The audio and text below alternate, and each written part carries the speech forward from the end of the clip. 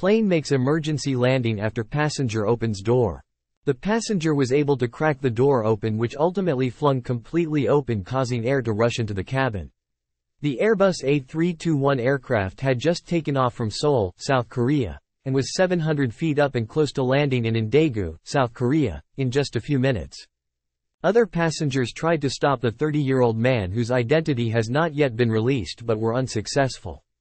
12 people sustained minor injuries during the mid-air incident. Some of the passengers were teenagers who were on their way back from a track and field competition.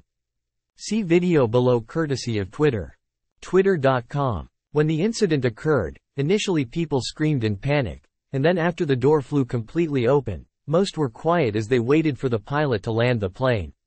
Passengers' clothing and hair can be seen whipping around in the wind as the plane made its descent. Some of the passengers were suffering from ear pain after the door flew open, and the injured were having difficulty breathing as well as other minor symptoms. After the Asiana plane safely landed, the passenger who opened the door was detained and arrested by airport police. It was heard that the man who opened the door was feeling overwhelmed. Aviation law bans passengers from handling any onboard equipment handled by the crew, including the emergency doors. Penalties for such an infraction could bring up to 10 years in prison. It appears that the door that was opened was the L3 emergency door, which is located behind the wing on the left side of the aircraft. There are 8 doors in total on the A321, which are plug-type doors, meaning that they cannot be opened when the cabin is pressurized.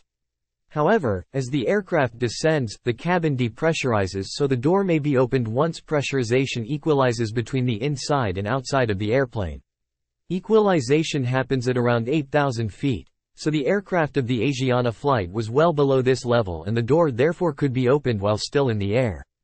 More news about airlines.